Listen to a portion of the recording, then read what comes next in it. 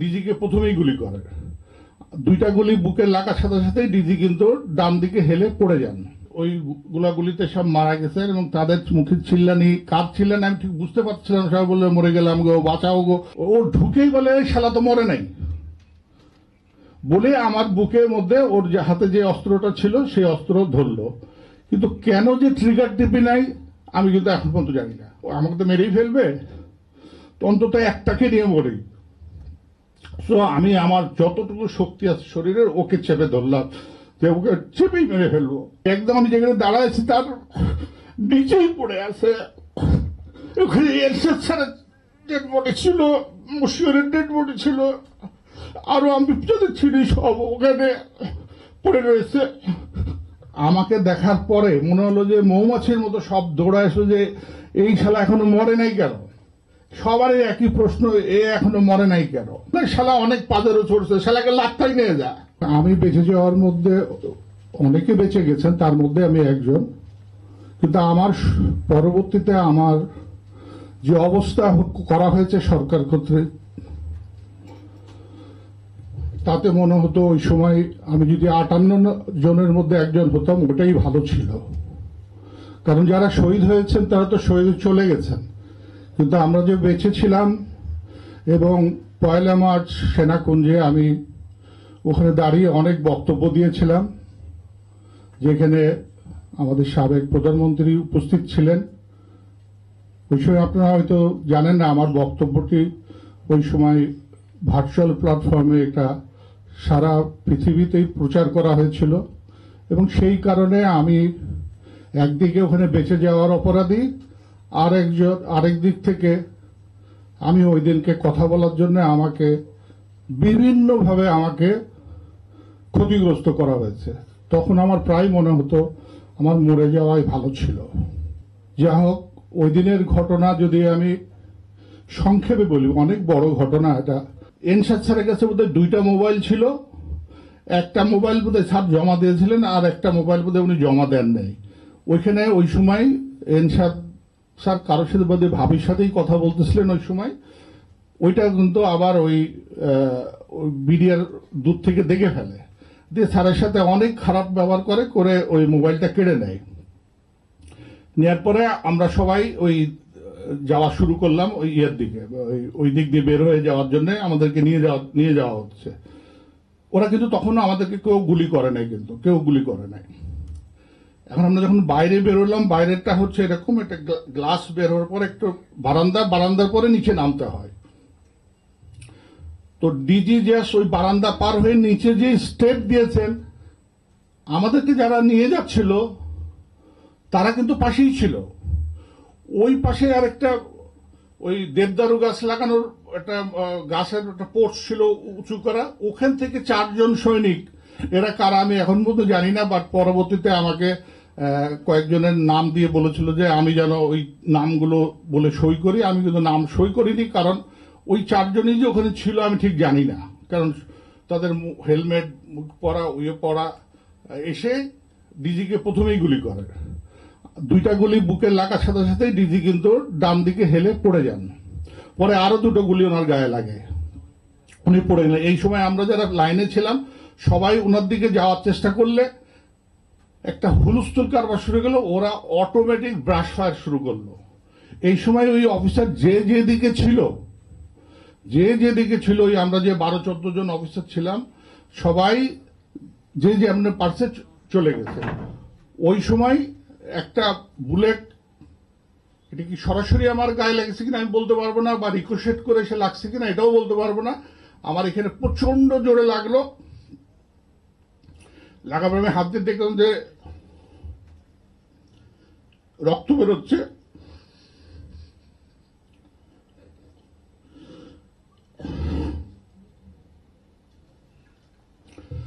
ওই সময় আমি শুধু খেয়াল করলাম যে এটা কি ভেতরে ঢুকছে নাকি বেরোয় গেছে। আমি হাত দিয়ে দেখলাম যে না, এটা ভেতরে ঢোকে নাই, এটা পাশ দিয়ে বেরোয় গেছে।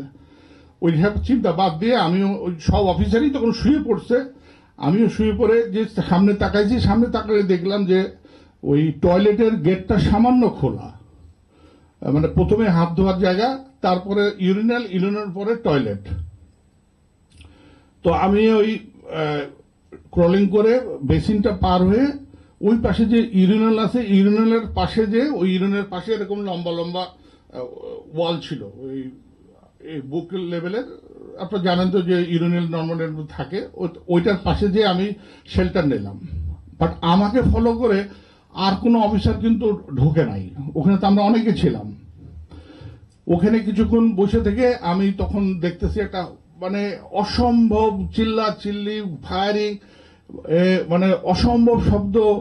এবং ওই সময় যে ফায়ারিং করে যারা ওই অফিসার, আমরা সবাই ছিলাম, তাদেরকে সবাই বোঝে ওই সময় ওই গুলাগুলিতে সব মারা গেছে। এবং তাদের মুখে চিল্লানি, কার চিল্লানি আমি ঠিক বুঝতে পারছিলাম। সবাই বললে মরে গেলাম গো, বাঁচাও গো, অনেক চিল্লাচিল্লি শোনা যাচ্ছে। কেন, ওয়াল তো একটা 5 ইঞ্চির একটা ওয়াল মাত্র, আমি 5 ইঞ্চি ওয়ালের এই পাশে আমি ওখানে বসে আছি। বসে থাকতে থাকতে আমার হঠাৎ মনে হলো যে আমি হলো ওই টয়লেটের ভিতর ঢুকে যাই। তো টয়লেটের ভিতর ঢুকে আমি কমোটের পাশে বসলাম। দরজাটা ভুলবশত আমি লাগিয়ে দিয়েছিলাম। আমি যত চেষ্টা করতেছি, ওয়াল তো আর সরানো যায় না, বাট আমি চেষ্টা করছি ওয়ালের সাথে যেন আমি মিশে যেতে পারি, যেন গুলিটা আমার গায়ে না লাগে। এরপরে শেষের গুলিটা বোধহয় 7 রাউন্ড করেছিল, ওই দরজাটা আমার কাছে এখনো আছে। ওই শেষের গুলিটা ওই যেখানে পানির নলকা থাকে সেইখানে যে লাগলো, এবং পানি ফুটো হয়ে খুব জোরসে পানিটা বেরোয় আসলো। তো ওইটা এসে সরাসরি আমার গায়ে লাগছে। তো আমি ভাবছি বোধহয় গুলি লাগছে, পরে দেখলাম যে না, গুলি না, এটা হচ্ছে পানি ছেটে আসছে। এর মধ্যে হঠাৎ শুনলাম যে বলে দেখতো মরে গেছে কিনা। ওই বেটা কিন্তু আবার উঠছে সৈনিকটা। উঠার পরে আমি তার কথা না বলে আমি ইশারা দিয়ে ওকে একটু বোঝানোর চেষ্টা করলাম যে তুমি বলো আমি মরে গেছি। ও কেন বলছে আমি এখনো জানি না, তার সাথে আমার আজ পর্যন্ত দেখা হয় নাই। সে বললো মরে গেছে। ও যেই বলছে মরে গেছে, আর এই যে সৈনিকরা এখানে ছিল, ওই প্লাস্টিকের দরজায় এক লাথি মারছে, দরজাটা জাস্ট ভেঙে ওই সামনে যেয়ে পড়লো। পড়ার সাথে সাথেই হলো ও ঢুকেই বলে শালা তো মরে নাই বলে আমার বুকের মধ্যে ওর হাতে যে অস্ত্রটা ছিল সেই অস্ত্র ধরলো। কিন্তু কেন যে ট্রিগার টিপি নাই আমি কিন্তু এখন পর্যন্ত জানি না। ট্রিগার আমার বুকের মধ্যে একদম ব্যারেল ধরা, ব্যারেল ধরে সে কেন ট্রিগার টেপে নাই আমি কিন্তু আজ পর্যন্ত এটা বের করতে পারি নাই। আমি যখন দেখলাম কয়েক সেকেন্ড ও গুলি করে নাই, আমি তখন ব্যারেলটাকে এইভাবে ধরে আস্তে করে উপরে তুলে আমি উঠে, ওইটা ছোটখাটো ছিল, ওকে আমি এমন ভাবে জাপটে ধরে ওই দরজার বাইরে বের করে ফেললাম। তো বের করে আমি ভাবলাম যে আমাকে তো মেরেই ফেলবে, তো অন্তত একটাকে নিয়ে মরি। তো আমি আমার যতটুকু শক্তি আছে শরীরের ওকে চেপে ধরলাম, যে ওকে চেপেই মেরে ফেলবো। এর মধ্যে ওর শ্বাসকষ্ট হচ্ছিল সৈনিকটার, যেহেতু আমি আমার সব শক্তি দিয়ে ওকে ধরছি। ও তখন বললো যে আমাকে ছেড়ে দেন, আপনাকে মারবো না। এই প্রথম বললো যে আপনাকে মারবো না, আপনি আমাকে ছেড়ে দেন। আমি কিন্তু ওর কথা শুনতেছি না, আমি যত পাচ্ছি ওকে আরো চাপ দিচ্ছি যেন মারা যায়। কিন্তু ওর পিছনে আরো 2 জন সৈনিক ছিল, ওরা তখন বললো যে এই ছেড়ে দেন, আমি তোকে গুলি করতেছে। তো আমি দেখলাম যে ওর তো ইচ্ছা করলে 2 পাশে এসে আমাকে গুলি করলে তো আমি মারাই যাব। তো তখন আই লুজেন মাই হ্যান্ড, আমি হাতটা ছেড়ে দিলাম। তখন ওই যাকে ধরেছিলাম সে আমাকে বলল যে স্যার আপনাকে মারবো না, আপনাকে কোটাঘাটে নিয়ে যাব, বেরোয় আসেন বলে আমাকে হাত উপরে তুলে আমি যে দিক দিয়ে ঢুকেছিলাম সেদিক দিয়েই টয়লেট থেকে বের করলো। বেরোয় আমি প্রথমেই ডান দিকে তাকালাম, কারণ আমি জানতাম যে ডিজিকে ওই জায়গায় ডিজির লাশটা পড়েছিল, যখন ওনাকে মারে ওখানে পড়েছিল। আমি তাকায় দেখলাম ডিজির ডেড বডি ওখানেই পড়ে আছে। বাঁয়ে তাকায় দেখলাম যে আমার কয়েকজন পরিচিত ডেড বডি আমার সামনে একদম, আমি যেখানে দাঁড়ায় আছি তার নিচেই পড়ে আছে। ওখানে এরশাদ স্যারের ডেড বডি ছিল, মুশিউরের ডেড বডি ছিল, আরো আমি যাদের ছিলি সব ওখানে পড়ে রয়েছে। তখন ওই ভেতরে যারা সৈনিক ছিল ওরা চিল্লাই উঠলো যে এই এখনো মরে নাই কেন, এখানে মার। যে যেমন পারলো এসে মারার চেষ্টা করলো, কিন্তু ওরা বারবার বলতেছিল একে মারবো না, একে কোটাঘাটে নিয়ে যাব। কেন বলতেছিল আমি কিছুই জানি না। তখন আমাকে এদিক দিয়ে না বের করে পিছন দিয়ে ওই স্টেজের দিকে আবার নিয়ে গেল। তো স্টেজের দিকে যে দেখলাম দূরে দূরে অনেক ডেড বডি পড়ে আছে, সবগুলো মুখ থুপড়ে পড়ে আছে বলে আমি চিনতে পারলাম না এরা কারা। তো অবশ্যই ওগুলো অফিসারদেরই ডেড বডি হবে, বাট আমি ওই যেহেতু উল্টা দিক হয়েছিল আমি চিনতে পারি না। তো আমাকে বললো যে এই নিচে তাকাবি না, উপরের দিকে তাকায় এই দিক দিয়ে যেতে থাক। ওইখানে আরেকটা টয়লেট ছিল, ওই টয়লেটের মধ্যে ঢুকে আমাকে বললো ওই যে প্রথম সৈনিকটা যে পালাই গেছিল না, বললাম যে পালাই গেছে, ও যে গ্লাস ভেঙে পালাই গেছে সেই গ্লাসের ভেতর দিয়ে আমাকে ঢুকে বললো তুই এদিক দিয়ে বের হ। তো আমি প্রথমে বের হলাম, আবার আমার সাথে সাথে ওরাও বের হলো।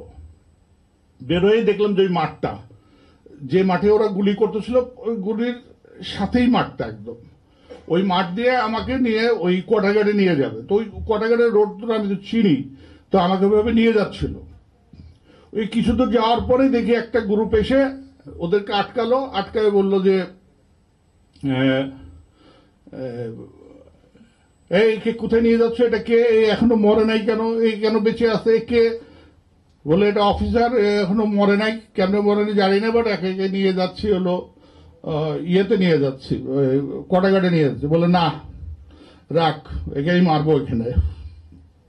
এই বলেছে আমার দিকে আগে এসে অস্ত্র আবার বুকের মধ্যে ধরলো, ধরে কিছুক্ষণ বললে এই কলেমা পড়, তোরা এখন মারবো। আমি তো দৌড় পড়তেছি। আমি তাকে বললাম তুমি আমাকে কোনো রকমে গেটের বাইরে পার করে দাও। বললো স্যার এটা সম্ভব না, গেলে আপনাকেও মেরে ফেলবে আমাকেও মেরে ফেলবে। পরে সে আমাকে ওই ধাক্কা মেরে নিচে ফেলাই দিয়ে ওদেরকে বলে যা তোরা যা, আমি একে ব্যবস্থা করতেছি বলে আমাকে টেনে ওই পাশে যে বিল্ডিং ছিল ওই বিল্ডিং এর মধ্যে ঢুকালো। ওইটাই ছিল রাইফেল ব্যাটালিয়নের হলো সিওর অফিস।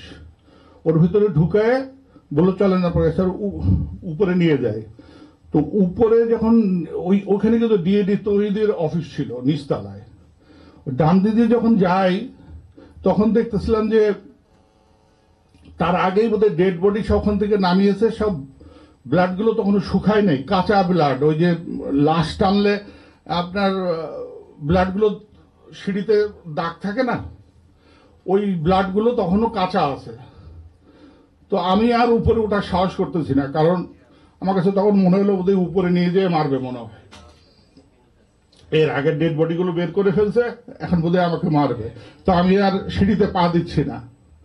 তো ও আমাকে বললো যে স্যার উঠতেছেন না কেন, উঠে আসেন। তো বাধ্য হয়ে আবার ওর কথা শুনে উপরে উঠলাম। তো আমি উপরে উঠে তাকায় দেখলাম যে ওই রাইফেল ব্যাটালিয়নের সিওর অফিস থেকেই ডেড বডি গুলো বের হয়েছে, একদম ওই ব্লাডের দাগ গুলো সব আছে। তার মানে ওখানেই কোন অফিসার ছিল, তাকে মারছে। মেরে আমাকে উপরে চারতলায় নিয়ে গেল। ওইখানে কিন্তু আমি কোনোদিন যাই নাই। ওখানে পর যে দেখলাম অনেক স্টোর, ওইখানে নিয়ে যাওয়ার পর প্রথমে একবার বলছিল আপনি ছাদে চলে যান। তো ছাদে কিন্তু অনেক সৈনিক ছিল, আমি ছাদে যাবো না। তখন ওখানে একটা টয়লেটে নিয়ে গেল। টয়লেটে প্রথমে ঢুকতে একটা বেসিন ছিল, বেসিনের পরেই টয়লেট। বললো ও কিন্তু ওই টয়লেটে ঢোকে নাই, তার আগেই বললো যে আপনি ভেতরে ঢোকেন। তারপরে হচ্ছে ও চলে গেল। তো যাওয়ার সময় বললো যে আপনার মোবাইল নাম্বার দেন। আমার কাছে তো মোবাইল নাই। তখন বললো যে তাহলে আমি যাই স্যার, বেঁচে থাকতে দেখা হবে। তখন ওকে আমি জিজ্ঞেস করলাম যে তোমার নাম কি। ও র্যাঙ্ক ট্যাঙ্ক কিছু বললো না, শুধু বললো যে নজরুল। যখন রাস্তার কাছে আসছি তখন দেখি যে হলো সব সৈনিক ভরা, আর একটা পিক আপ দাঁড়ানো আছে। আর আমাকে দেখার পরে মনে হলো যে মৌমাছির মতো সব দৌড়ায় এসে যে এই শালা এখনো মরে নাই কেন। সবারই একই প্রশ্ন, এ এখনো মরে নাই কেন। তো যাক, এর মধ্যে আমি একদম নিথর হয়ে আছি। আমি আর কিছু বলছিও না, কথা কোনো কিছু বলছি না। সব বলার পরে আমি যখন হঠাৎ পিক আপের দিকে তাকাই দেখি আমি যখন সিগন্যাল সেক্টর কমান্ডার ছিলাম, আমার যে ড্রাইভার সিপাহী আজাদ ওই গাড়ির মধ্যে বসা। তো আমি ওর দিকে এমন ভাবে তাকাইছি যে ছেলেটাকে আমি এত উপকার করছি এই গাড়িতে, এবং কিচ্ছু বলছে না কিন্তু, যে আমার স্যারকে মানিস না বা কিছু কিচ্ছু বলছে। যাক, এটা বোধ হয় আল্লাহরই রহমত। হঠাৎ দেখলাম যে ও ওখান থেকে বললো যে এই স্যার কেউ তোরা মারবি না, কিন্তু সে গাড়ি থেকে নামলো না, গাড়ি থেকেই বলতেছিল। এর মধ্যে আমাকে বললো যে এই নিয়ে চল, কটা গাড়ি নিয়ে চল। কিছুদূর নিয়ে যাচ্ছে, ধাক্কা মেরে মেরে নিয়ে যাচ্ছে। আমি বলছি আমি তো যাচ্ছি, তোমাদের ধাক্কা মারতে হবে না, আমি যাচ্ছি। আমার কে যেন বললে স্যার গাড়িতে তোল, বলে আবার ঘোরালো, আবার গাড়ির কাছে বলে শালা অনেক পাজেরও চড়ছে, শালাকে লাত্তাই নিয়ে যা। আবার আমাকে ঠেলে ওটার দিকে নিয়ে যাওয়া শুরু করলো। এই কিছু দূর যাওয়ার পরে 44 রাইফেল ব্যাটালিয়নের সৈনিক লাইনের সামনে কতগুলো কাঁঠাল গাছ আছে, কাঁঠাল গাছের সামনে একটা ঝুঁকার জায়গা আছে, ওই জায়গার পরে আরেকটা গ্রুপ ধরলো। আরেকটা গ্রুপ ধরে বলল যে একে নিয়ে যাওয়ার দরকার নেই, একে এখানেই মারবো। এখন যে কজন আমাকে নিয়ে যাচ্ছিল তারা বললো যে না, একে কোয়ার্টারে নিয়ে যেতে বলছে। কে বলছে? ওই সময় কিন্তু কোনো লিডারশিপ ছিল না, কে কি কারে কি অর্ডার দিচ্ছে কোনো খবর নাই। এর পরবর্তীতে আমি ওদেরকে বললাম যে তোমরা বললে কোয়ার্টারে নিয়ে যাবে, এখন তো এরা বলতেছে মেরে ফেলবে। বলে স্যার কি করবো, এটা তো কথা শুনছে না। কাঁঠাল বাগানের ভেতর দিয়ে ওই কোয়ার্টারে যাওয়ার শর্টকাট রাস্তা ছিল, ওখান দিয়ে আমার নিয়ে যেতে। এই যে যখন আমি যাচ্ছি এই মুহূর্তে হঠাৎ একটা সৈনিক দৌড়ায় এসে তার ওই স্টিলের হেলমেট দিয়ে এমন জোরে আমাকে এখানে হিট করলো যে আমি টলে নিচে পড়ে গেলাম। কোটাঘাটে যাওয়ার পরে আমাকে আমার কাছে যা যা ছিল, ওই মোবাইল নেওয়ার পরে মানি ব্যাগ আর যা যা ছিল সব ওখানে নিয়ে আমাকে প্রথমে একদম কর্নারে কোয়ার্টার ঢোকালো। ওই কোয়ার্টার যে ঢুকে দেখলাম আমার অনেক পরিচিত ভাবি টাবি, ওই এলাই ভাবি ছিল, আরো অনেকেই। এটার পরে আমি ওই কোনায় ভাবিরা তাড়াতাড়ি আমাকে কোনায় বসায়, ভাবিরা কেউ কেউ আমাকে একটু বাতাস করার চেষ্টা করেন। আমি তখন খুব ঘামতেছিলাম। কিছুর পরে আমাকে ওখান থেকে আবার বের করে আরেকটা জায়গায় নিয়ে যায়। ওখানে নিয়ে যাওয়ার পরে ওখানে আমার অনেক আঙ্কেল ছিল। আমি যে আঙ্কেলরা জিজ্ঞেস করতেছিল যে আমার আব্বার কি হয়েছে, আমি কিন্তু বলতে পারি নাই তাদেরকে যে তোমার আব্বার আমি ডেড বডি দেখেছি, আমি কিছুই বলি নাই। অনেকে হয়তো অনেকে আমার উপর রাগ করবে সে আঙ্কেলরা, যে আঙ্কেল জানে কিন্তু আঙ্কেল বলে নাই। আমি কি করে বলবো বল যে ওর আব্বার আমি ডেড বডি দেখেছি?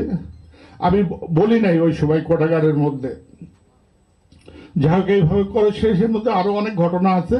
করার পরে শেষে বিকালে 4টা সাড়ে 4টার দিকে ওই এর মধ্যে আমি এলাই ভাবি সহ আরো অনেককে যারা ভাবছিল বলছে যে আমার পরিবার কোথায়, আমার পরিবারকে কিন্তু আমি ওখানে খুঁজে পাই নাই। তো অনেকে বললো স্যার হয়তো মেরে ফেলছে অথবা কিছু একটা হয়েছে। তা আমি কিন্তু আমার ওই কোটাগারে সব ফ্যামিলি ছিল, আমি আমার পরিবারে কাউকে পাই নাই। তারপরে যা হোক আমরা পরে বিকালে দিকে বেরোলাম। বেরোনোর পরে আমাকে সরাসরি মিরপুরে নিয়ে গেল। তারপরে আজ অনেক ঘটনা আছে। এইটা হচ্ছে মোটামুটি ওই দিনের 25 তারিখের আমি সংক্ষেপে বললাম। এর মধ্যে আরো অনেক কিছু আছে যেগুলো আমি বাদ দিয়ে বলছি, যাতে আপনার সময় বেশি নষ্ট না হয়।